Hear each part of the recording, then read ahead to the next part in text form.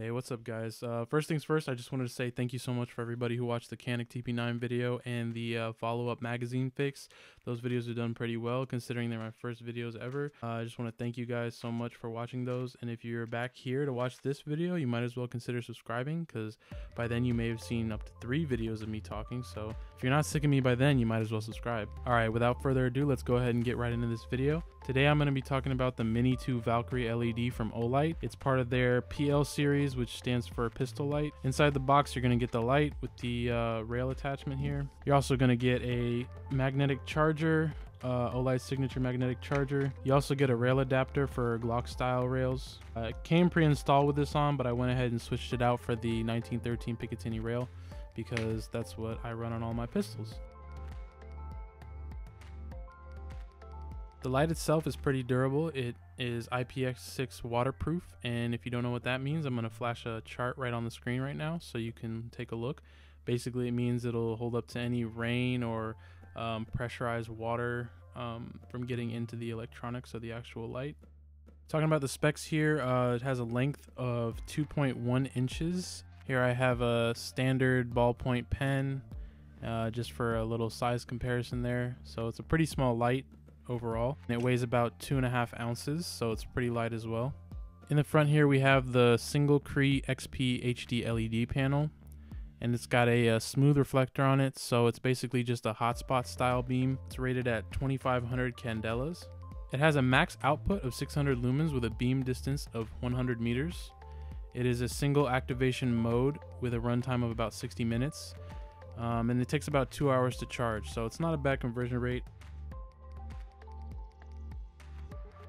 The way this light charges is actually pretty cool. It comes with a USB charger. It does not come with like a wall power adapter, so that can be a con for some people, but I mean, who doesn't know how to find USB power? It's actually really great because you can charge it off a battery bank as well, but all you have to do is just bring the connector anywhere near the light and it's just magnetic, just like that.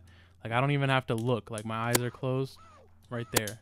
If I'm fiddling around in the dark or something like that, and even better if it's in its you know, on the nightstand, I don't have to fiddle around and be like, oh, I got to take the light off or change the batteries or something. No, you just take your gun and just slap it right on, and there you go, you're charging.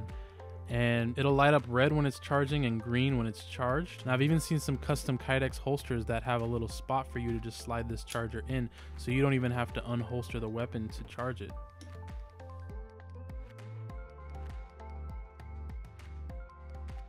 Firearm is clear, if you were wondering. Just to demonstrate the installation here on the Canik TP9SC, it has this really cool rail attachment, and it actually separates from the light. If you look closely, you can see that there's these little notches, and each one of those notches is a different adjustment on the light, so you could have it mounted farther into the trigger guard, and that's really amazing because it'll just make sure that you're getting the best fit with whatever pistol you use this with. To mount it, you simply open the quick detach lever. I have to slide it back just a little bit. Depending on the gun, you may have to slide it back more. It's a pretty short rail here, so I gotta slide it back a considerable amount. It'll lock in on that rail if you have a Picatinny rail, and then you just slide the light back right into the trigger guard and then close that lever, and it's on there very securely. I think the system's really great because for me it takes me less than 5 seconds to transition from my carry loadout to a nightstand setup. It's just real easy to just flick the quick detach, slide it forward, and take it off. I mean, it takes like less than 3 seconds, and it's just as fast to put right back on, and it's just as secure and ready to go.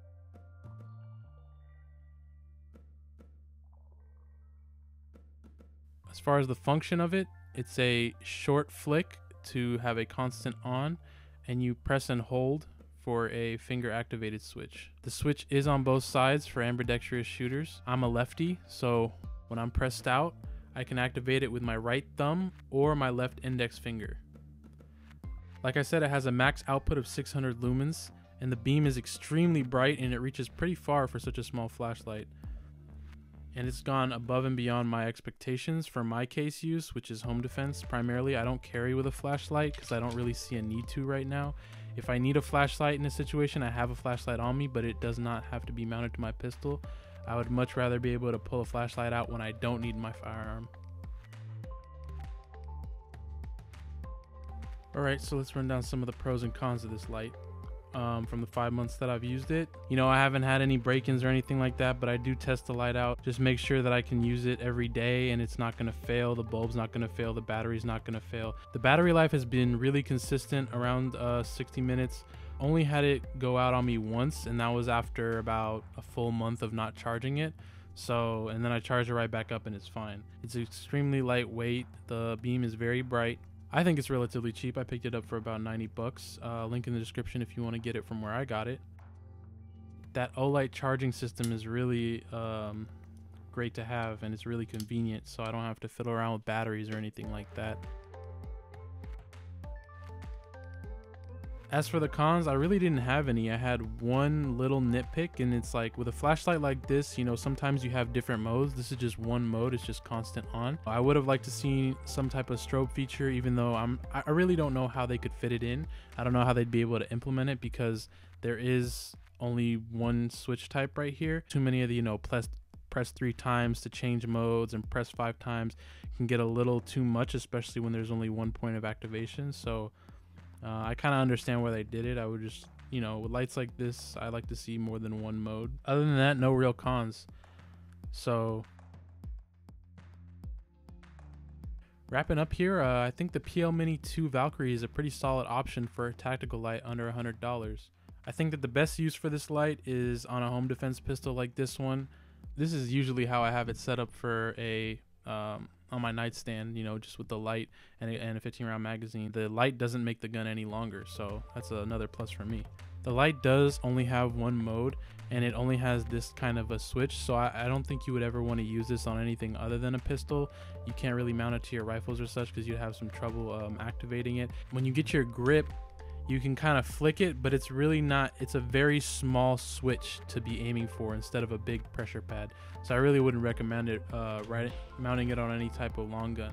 If you're looking for a weapon light for that, I'd suggest things like the Olight M2r, Surefire Scout, or Surefire X-Series like the X300. Like I said before, prices for the Mini 2 Valkyrie as well as the other lights I just mentioned will be down in the description, so check that out. If you use the links, it kind of helps me out too, so I'd appreciate that. So yeah, thank you guys so much for watching, and let me know down in the comments what you think. Would you pick this light up? Would you mount it on your home defense pistol? Do you already have it? I didn't even really want to get into it, but man, that Rona thing getting serious. I could talk about it because this channel isn't monetized, you know how YouTube don't like all that, but for real, like this Corona stuff getting real crazy. Y'all just stay safe out there, all right? Drop a like, dislike, comment, do all that stuff down below. Subscribe if you want to. I really only got like 5 subs right now, so it's not that serious, but I'd appreciate it if you join to see me on this whatever I'm doing. I'm just making videos these days, honestly. You know, quarantine got me going a little crazy, so I just be making these videos, and it's a lot of fun. It's a little way to express my creativity, do something. It's something real fun to do at home. I encourage all y'all to make videos if you can. And if you know, you may not have like some crazy thing to make a video on, but you can make a video on a piece of gum if you wanted to. You really could. I'm gonna make matter of fact, my next video is gonna be on this pencil. Yes, this exact pencil. So y'all will see that real soon, okay?